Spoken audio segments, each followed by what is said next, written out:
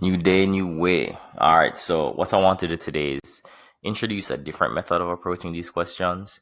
I want to actually have us try a question using both polynomial long division and the synthetic method. Now, you don't have to use both methods. I mean, no one specifies how you need to do a question unless the question literally explicitly states I'm using either polynomial long division or the synthetic method, but I've never seen that.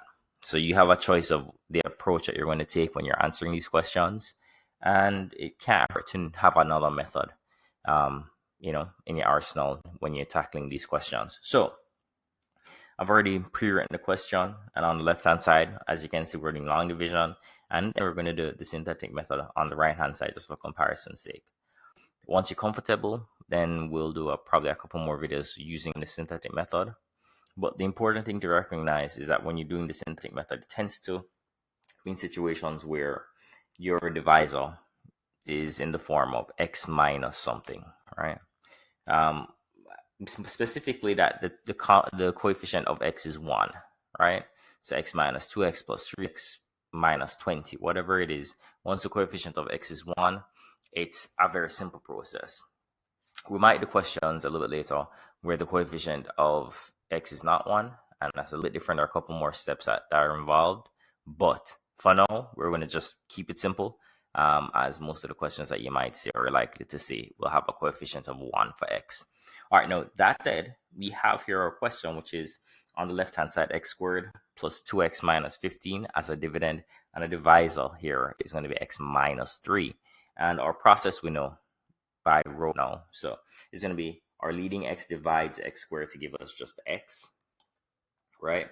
Then we're going to subtract from this entire line here the product of x minus 3 and x. So it's going to be x times x, which is x squared, minus 3 times x, which is minus 3x, plus, of course, just 0 as a placeholder, right? So we're going to subtract in line x squared minus x squared, then 2x minus a negative 3x, which is the same thing as 2x plus 3x.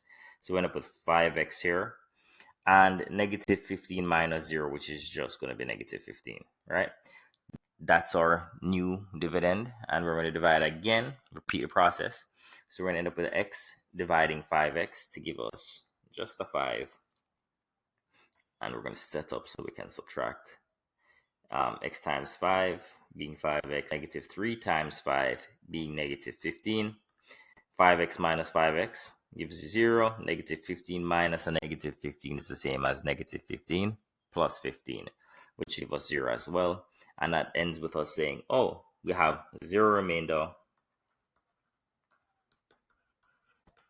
and our dividend, so our quotient, is just the x plus 5 here, right? So that's our answer. We're good, right? No, same question, but the only difference is that we're going to use the synthetic method. And the first step that we're going to do is to find our root or our 0.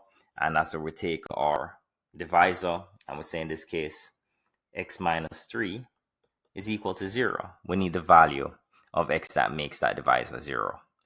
And that will be important in Riemann factor theorem later, right? So when we find the value of x that makes this expression 0, we have what we call our root or our 0. So we can basically say that this implies that x is equal to 3. That's the value that we're going to use. So it's going to be 3 that we're going to use when we're doing our synthetic method. Now I am going to draw this line here. I was going to actually try to make it as neat as possible, but this is what you get in today. So I'm going to give you 3 here. And what we're going to use in our synthetic method is just the coefficients of the terms in the dividend. We have 3 here as our 0, but no, for the other part, we're going to need the coefficients of x squared, 2x, and the constant negative 15. Now, the coefficient of x squared is 1.